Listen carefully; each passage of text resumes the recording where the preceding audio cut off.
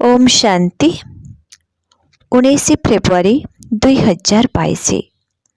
मीठे बच्चे, सर्वदा यही निशारे रुह जे ज्ञान सागर बाबा आमको ज्ञान दे स्वदर्शन चक्रधारी त्रिकालदर्शी करिछन्ति। आमे हेलु ब्रह्मावंशी ब्राह्मण। आज प्रश्न, तुमे माने ब्राह्मण हेबा मात्रे ही पद्मा पदम भाग्यशाली होई जाउछ किपरि? तुमे माने ब्राह्मण हेबा मात्रे ही पद्मा पदम भाग्यशाली होई जाउछ किपरि? उत्तर, ब्राह्मण हेबा अर्थात गोटिए सेकेंड रे जीवन मुक्ति प्राप्त करिबा। बाबांकर संतान हेल एवं संपत्तिर अधिकार मिलिगला, तेणु जीवन मुक्ति तुमर अधिकार अटे। सेथिपाई तुमे पद्मा पदम भाग्यशाली अट। आउ एही मृत्यु लोकरे तो केही हेले सौभाग्यशाली नाहंती। अकाल मृत्यु हेबारे लागिछि। तुमे पिलामाने एबे काल उपरे विजय प्राप्त करुछ। तुमको त्रिकालदर्शी पणियार ज्ञान मध्य जଣା अछि। शिव बाबा 21 जन्म पाए तुमर झूला भरपूर करुछंती। ओम शांति। पिलामाने बुझुछंती जे आमे कंटारू फूल हेउछु, अर्थात मनुष्यरू देवता हेउछु। पिलामाने जानिछंती जे एहा कंटार जंगल अटे। एबे पुणे फूलर बगीचा को जीवाकू हेबो। एही दिल्ली मध्य कौनसी समय रे परिस्तान थिला। तुमे माने जेबे देवता थिल सेतेबेले राज्य करुथिल। केही केही राजा महाराजा रूपरे, केही पुणी प्रजा रूपरे थिल। एकथा तो समस्ते जानिछंती जे वास्तवरे एही सृष्टि श्मशान तुल्य हेबार अछि। एहा उपरे तुमे निजर स्वर्ग तैयारी करिबो। तुमे जानिछ जे सारा दुनिया ही नुआ रूपे तैयारी हेउछि। जमुना कूଳରେ राधा कृष्ण लक्ष्मी नारायण थिले। एपरि नुहे जे राधा कृष्ण राज्य करुछन्ते। ना, राधा अन्य राजधानी थिले, कृष्ण आउ एक राजधानी थिले। उभयंकर पुणे स्वयंवर हेला। स्वयंवर परे ये लक्ष्मी नारायण हेउछन्ते। पुणे एहीपरि स्थान रे जमुना कूଳରେ ही राज्य करुछन्ते। एही सिंहासन बहुत पुराणा अटे। आदि सनातन देवी देवता मानकर सिंहासन प्रचलित होई आसीछि, किंतु एही कथा को केवल तुम्भे माने ही जानिछ।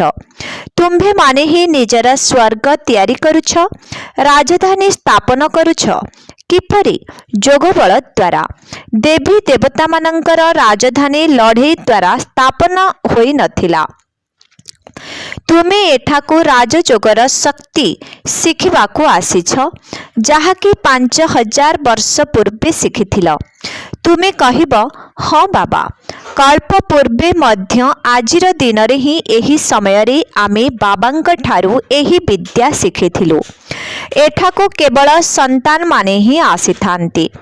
पिला मानंक बिना बाबा आउ काहा सहित कथा होई परिबे नाही। बाबा कहउछंती, मो केवल संतान मानंकु सिखाउछि, तेणु तुमर केते उत्साह रहिबा उचित। बाबा ही ज्ञानर सागर अटंती, तांको ही ज्ञान ज्ञानेश्वर कहउछंती। एहार अर्थ हेउछि ईश्वर, जिए कि ज्ञानर सागर अटंती, सिए एही समय रे तुमको ज्ञान देउछंती। केउ प्रकार ज्ञान? सृष्टिर आदि मध्य अंतर ज्ञान। तुम्भे माने स्वदर्शन चक्रधारी हेउछ। तुमे ब्रह्मा वंशी अट। विष्णु वंशी जेउ माने के राज्य करिबे, से माने स्वदर्शन चक्रधारी त्रिकालदर्शी नुहंती। तुमे ब्रह्मा वंशी अट, पुणे देवता हेब। आमे ही सूर्य वंशी थिलु, पुणे चंद्र वंशी को गलु, पुणे वैश्य वंशी शूद्र वंशी हेलु। एबे पुनर्बार आमे ब्राह्मण वंशी होइछु। वास्तव रे तुम्भे माने जानिछ जे आमे स्वदर्शन चक्रधारी अटो। सारा सृष्टिर आदि मध्य अंतर ज्ञान आम पाखरे अछि। एहा द्वारा ही पुणे चक्रवर्ती राजा राणी हेबो। एही ज्ञान सबु धर्मवालांक पाई अटे। शिव बाबा समस्तंको कहउछन्ति, एही ब्रह्मांको मध्य कहउछन्ति, एहांकर आत्मा मध्य एबे सुनुछि। तुमे एबे ब्राह्मण होइछ। प्रत्येक मनुष्य शिव बाबांकर संतान अटन्ति एवं ब्रह्मा बाबांकर मध्य संतान अटन्ति। ब्रह्मा हेउछन्ति शरीरर आदि पिता एवं शिव बाबा समस्तंकर रूहानी अर्थात आत्मिक पिता अटन्ति। शिव बाबांको प्रजापिता बोली कहिबा नाही। शिव बाबा आत्मा मानंकर पिता अटन्ति। बाबा कहउछन्ति, मो भारतवासी मानंको राज्य भाग्य देउछि, हीरातुल्य सर्वदा सुखी करुछि, 21 जन्म पाई संपत्ति देउछि। पुणी जेबे सेमाने पूज्यरु पूजारी हेउछन्ति, तेबे मोर ग्लानि करिबारे लागि पडुछन्ति। बाबा कहउछन्ति, मो तुमर केते उच्च श्रेष्ठ पिता अटे, मो ही भारत को स्वर्ग करुछि। तुमे पुणी सर्वव्यापी कही मोर ग्लानि करुछ। 5000 वर्ष पूर्वरु भारत स्वर्ग थिला कालीर ही कथा अटे। तुमे माने ही एठारे राज्य करुथिल, सेतेबेले सारा दुनिया आलोकित थिला, आजी अंधकारमय होई जाइछि।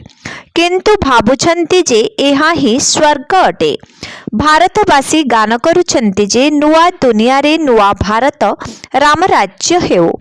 मनुष्य माने पुणी एहा कुही नुआ बोली भाबुछन्ति। एहा तो ड्रामा अटे। वर्तमान समय रे एहा मायार शेष अवस्थार आडंबर अटे। एबे रावण राज्य मुर्दाबाद, राम राज्य जिंदाबाद हेबार अछि। राम राज्य कौनसी राम सीतांकर राज्य को कुहा जाउ नाही। सूर्यवंशी राज्य को ही राम राज्य कुहा जाय थाए। तुमे आसीच सूर्यवंशी राजा राणी हेबा पई। एहा राजयोग अटे। एही ज्ञान को कौनसी ब्रह्मा अथवा कृष्ण पढ़ाउ नाहंती। एहाकु तो परमपिता परमात्मा ही पढ़ाउछन्ति। सेही बाबा ही पतित पावन अटन्ति। सिए सारा विश्व को स्वर्ग कराइला वाला, सुख शांति देला वाला अटन्ति। एही भारत प्रथमे सुखधाम थिला। समस्ते शांति धामरु ही एठाकु आसुछन्ति। मो आत्मा प्रथमे शांति धामर बासिंदा अटे। आत्मा ही परमात्मा ताहा नुहे। मो आत्मा सूर्यवंशी थिली, पुणी क्षत्रिय वैश्य शूद्र हेली, एबे पुणी ब्राह्मण वंशरे आसीछि। एहा चक्र अर्थात बाजोलीर खेल अटे। प्रथमे प्रथमे हेले ब्राह्मण चोटी, पुणी क्षत्रिय। मोट 84 जन्म भोग करबाकू पड़िथाए। पिला माने एथिरे द्वंद्वरे पड़िबार कौनसी कथा नाही। गोटिए सेकेंड रे जीवन मुक्ति मिलुछि। बाबांकर संतान हेल एवं संपत्तिर योग्य होइगल। मार गर्भरु बाहरिल एवं संपत्तिर अधिकार नेल। एहा मध्य गोटिए सेकेंड र कथा अटे। जनकंको गोटिए सेकेंड रे जीवन मुक्ति मिलिला ना। तुमे मध्य ईश्वरंकर होइछ, तेणु जीवन मुक्ति तुमर हक अटे। तुमे माने अमर लोकर मालिक हेउछ। एहा हेउछि मृत्यु लोक। तुमठारु अधिक सौभाग्यशाली आउ केही नाहांती। एठारे तो अकाल मृत्यु होई जाउछि। एबे तुमे काल उपरे विजय प्राप्त करुछ। बाबा काल मानंकर काल अटंती, तेणु सेही बाबांक ठारु तुमको केते संपत्ति मिलुछि। सन्यासी माने एकथा जानि नाहंती। समस्त धर्मावलंबी मध्य एहा जानिबा दरकार। सेथिपाई एही चित्र करा जाइछि। एहा पाठशाला अटे। एठारे किए पाठ पढ़ाउछन्ति? भगवान उवाच, कृष्ण पढ़ाउ नाहंती। ज्ञानर सागर कृष्ण नुहंती। सिए तो परमपिता परमात्मा अटंती। से ही तुमको ज्ञान देउछन्ति। तुमे माने हेउछ ज्ञान गंगा। देवता मानंक पाखरे तो एही ज्ञान रही न थाए। तुम ब्राह्मण मानंक पाखरे ही एही त्रिकालदर्शी पणियार ज्ञान रहिछि। तुमे माने ही वर्तमान समय रे एही ज्ञान को शिखी संपत्ति पाउछ, राजजोग शिखी स्वर्गर राजा राणी हेउछ। तुमे माने जानिछ जे आमे बाबांक द्वारा काल उपरे विजय प्राप्त करुछु। सेठारे तुमको दिव्य दर्शन हेब। एही पुराणा शरीर छाड़ी तुमे जाई छोट पिला हेब। सर्पर उदाहरण एही सबु उदाहरण तुम पाई ही अटे। एही भारत प्रथमे शिवालय थिला, चैतन्य देवी देवता मानकर राज्य थिला, जहांकर मंदिर तैयारी करा जाइछि। शिव बाबा आसी शिवालय स्थापन करुछन्ति। रावण पुणी एहाकु बेश्यालय करि देउछि। बड़ बड़ विद्वान पंडित माने एकथा जानि नाहंती जे रावण केउ प्रकारर जिनिस अटे। तुमे जानिछ जे रावण अधा कल्प रावणर अधा कल्प राज्य चली थाए। दिल्ली रे प्रथमे देवी देवता लक्ष्मी नारायणंकर राज्य थिला। कहउछन्ति मध्य कृष्णंकर 3000 वर्ष पूर्वरु भारत स्वर्ग थिला, किंतु पुणी भूली जाउछन्ति। केही जदि मरि जाए तेबे कहन्ति जे सिए स्वर्गवासी हेला। एही कथा कही मुख मीठा करि देउछन्ति। जेबे भारत स्वर्ग थिला तेबे पुनर्जन्म मध्य स्वर्गरे हेउथिला। एबे भारत नर्क होई जाइछि, तेणु पुनर्जन्म मध्य नर्करे नेउछन्ति। बाबा कहउछन्ति, पिला माने तुमर मने अछि ना, कल्प कल्प मु आसी तुमको स्वर्गर मालिक करुछि। एबे तुमे पतितरु पावन हेउछ। एही कार्य एकमात्र बाबांकर ही अटे। पिलामानंक बुद्धि रे अछि उच्चरु उच्च शिव बाबा एही ब्रह्मांक शरीर रे आसी सबु वेद शास्त्रर सार बुझाउछन्ति। भक्ति मार्ग रे तो मनुष्य माने खर्च करी करी कौड़ी तुल्य होई जाइछन्ति। बाबा कहउछन्ति, पिला माने मो तुमको हीरा लीलार महल तैयारी करी देइथिली, पुणी तुमको तळको ओल्हाई बारे ही थिला, कला कमी जिबार ही थिला। से समय रे केही ऊपर को चढ़ी पारिबे नाही, कारण एहा हेउछि पतन कलार समय। वर्तमान समय रे तुमे सबुठारु उच्च ईश्वरीय संतान अट, पुणी देवता क्षत्रिय हेबाकु ही पड़िबो। जिए जेते दान पुण्य करू भक्ति मार्ग रे खर्च करी करी कला कमी बारे ही अछि। बाबा मध्य तु पिला मानंकु पचारुछन्ति, मो तुमको एते साहुकार करिथिली, तुमे समस्त धन कण कल? पिला माने कहउछन्ति, बाबा आपणंकर ही मंदिर तैयारी कलु। एबे पुणी शिव भोलानाथ बाबा आमर 21 जन्म पाई भाग्यर झूला भरपूर करुछन्ति। बाबा कहउछन्ति, मो तुमर आज्ञाकारी सेवाधारी, सबुठारु प्रिय पिता, सबुठारु प्रिय शिक्षक अटे। पारलौकिक पिता, पारलौकिक शिक्षक एवं परलोक रे रहिला बाला सबुठारु आज्ञावह सतगुरु मध्य अटे। मो तुमको साथी रे नै जिबी, आउ केही गुरु तुमको साथी रे नै पारिबे नाही। एथिरे डरिबार कौनसी कथा नाही। एबे तुम मानंकु ज्ञानर तृतीय नेत्र मिलिछि। एही नेत्र द्वारा एही बाबांकु देखुछ। शिव बाबांकु तो बुद्धिर नेत्र द्वारा जानि थांती। संपत्ति शिव बाबांक ठारु मिली थाए। एही ब्रह्मांको मध्य शिव बाबांक ठारु संपत्ति मिलुछि। उच्चरु उच्च हेउछन्ति शिव बाबा, पुणी ब्रह्मा विष्णु शंकर, पुणी ब्रह्मा सरस्वती, पुणी लक्ष्मी नारायण एतिकी। सेमाने अनेक चित्र तैयारी करि देइछन्ति। 6-8 भुजधारी केही नाहांती। ए सबु हेउछि भक्ति मार्गर खेल। समय नष्ट, शक्ति नष्ट। वास्तव रे सर्वशास्त्रमयी शिरोमणि हेउछि गीता। सेथिरे मध्य बाबांक बदल रे संतानर नाम लेखि सबुठारु बड़ भूल करि देइछन्ति। एहा मध्य ड्रामा अटे। समस्तंकर सद्गति दाता पतित पावन एकमात्र ही बाबा अटन्ति। द्वितीय पिता हेले प्रजापिता ब्रह्मा, तृतीय हेउछन्ति लौकिक पिता। प्रत्येक जन्म रे दुई जन पिता मिलिथांती। एही समय रे ही तीन जन पिता मिलुछन्ति। एथिरे द्वंद्वर कौनसी कथा नाही। कहउछन्ति ज्ञान, भक्ति एवं वैराग्य। वैराग्य मध्य दुई प्रकारर अटे। गोटिए हेला विनाशी क्षणस्थायी, अन्यटी हेला अविनाशी। सन्यासी माने तो घर द्वार छाड़ी जंगल को चली जाउछन्ति। एठारे तो तुमे पुराणा दुनिया को ही बुद्धिरु त्याग करि देउछ। ताहा हेउछि हठजोग, एहा हेउछि राजजोग। हठजोगी केबे राजजोग शिखाई पारिबे नाही। बहुत भल भल कथा बुझिबार अछि। तुम्भे माने ही एही समय रे कंटारू फूल हेउछ। प्रथम नंबर रे तो देह अभिमान र बड़ कंटा रहिछि।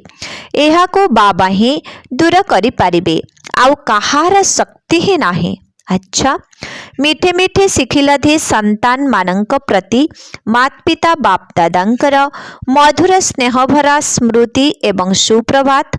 आत्मिक पितांकर आत्मिक संतान मानंको नमस्ते। आत्मिक संतान मानंकर आत्मिक पितांको ओम शांति नमस्ते। धारणा पाई मुख्य सार 1 नंबर, एही पुराणा दुनिया को बुद्धिरो भूली अविनाशी वैरागी हेबार अछि। देह अभिमान रूपक भूत को बाहर करने को हेबो। 2 नंबर, बाबांक समान आज्ञावह होई सेवा करिबार अछि। अन्य मानंको निज समान करिबार अछि। कौनसी कथारे द्वंद्वरे पड़िबार नाही। आजिर वरदान, परमात्मा स्नेह आधार रे दुखर दुनिया को भूली जाइथिबा सुख शांति संपन्न हुआ। परमात्मांकर स्नेह एभली सुखदायी अटे जेउथिरे निजको हजेई देले एही दुखर दुनिया आपे आपे भूली होई जिवो। एही जीवन रे जहा सब आवश्यक सेही कामना गुडी को पूर्ण करिदेबा ही परमात्मा स्नेहर प्रतीक अटे। बाबा पिलामानंको केवल सुख शांति देउ नाहंती, किंतु तार भंडार करि देउछन्ति। जेपरि बाबा सुखर सागर अटंती, नदी बा पुष्करिणी नुहंती, सेहीपरि पिलामानंको मध्य सुखर भंडारर मालिक करि देउछन्ति। सेथिपाई मागिबार मध्य आवश्यकता नाही। केवल प्राप्त होइथिबा संपत्ति गुडी को समय अनुसारे कार्य लगाओ। आजिर स्लोगन, निजर समस्त दायित्वर बोझ बाबांको अर्पण करी डबल लाइट हुआ। मातेश्वरी जींकर अमूल्य महावाक्य, निराकार परमात्मांकर ब्रह्मांक शरीर रे प्रवेश हेबार विचित्र युक्ति बा रहस्य। देख, परमात्मा एही स्वयुक्ति रचना करिछन्ति, अर्थात एही साकार शरीर निर्दिष्ट करिछन्ति एवं सेही प्रकृतिर आधार नेई आसन्ति। न हेले आम्भे साकार मनुष्य आत्मा माने निराकारंक कोଳରେ किपरि बसी पारिबो। सेथिपाई परमात्मा कहन्ति, साकार रूपरे आसी तुमे मोते कोଳରେ बसिबा पाई किछि देबार आवश्यकता नाही। केवल 5 विकार जहा तुमको दुखी अशांत करि देछि तार संन्यास बा त्याग कर एवं मोते अर्थात परमात्मा को निरंतर याद कर। मन वचन कर्म रे मोर निर्देश बा आज्ञा अनुसारे चल, तेबे मु तुम पाप को दग्ध करि देबी ओ परम धाम को नै जिबी।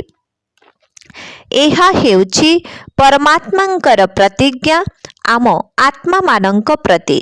एबे तांक आज्ञा बा आदेश को अनुकरण करिबाकु हेबो। केवल माता पिता कहिले हेबो नाही, किंतु तांक ठारे संपूर्ण समर्पित हेले संपूर्ण प्राप्ति मध्य हेबो। अल्प संबंध जोड़िले प्राप्ति मध्य सेहीपरि अल्प हेब। एबे बाबांकर जहा कार्य पिलामानंकर मध्य सेही कर्तव्य हेबा आवश्यक। एठारे थकी हाथ छाड़ी देबार कौनसी कथा नुहे, बरं 21 पीढ़ी पर्यंत संपत्ति भोग करिबार अछि। एहा तो 21 पीढ़ी पर्यंत सेही संपत्ति भोग करि चली थांती। एबे एतिकी जानिबा उचित जे एहांक व्यतीत आउ केही बड़ अधिकारी नाहंती। तेणु मु कहुछि, मो जिए जेपरि अटे सेहीपरि मोते मने पकाओ। बाबा तांकर दायित्व संपन्न करिछंती एवं पिलामानंकु तांकर कर्तव्य पालन करिबाकु हेबो। एही विकारी संबंध अर्थात विकारी वंश मर्यादा जन्म जन्मांतर धरी पालन करि आसीछ। एहा द्वारा आहुरी अधिक कर्म बंधन रे बांधी होई जाउछ। एबे तो पारलौकिक मर्यादा अर्थात परमात्मांक सहित अलौकिक कार्य सहयोग कर। आमर संबंध एबे सर्वोच्च सतांक सहित अछि। आमे सेही सर्वश्रेष्ठ शक्तिंकर संतान अटु एवं से आसी साकार शरीर द्वारा आमको ज्ञान देउछंती। तेणु काहीके सम्मानर सहित पास न हेबो। प्रत्येकंकर पुरुषार्थरु जना पड़े जे से केते शक्ति संपन्न के नुहे।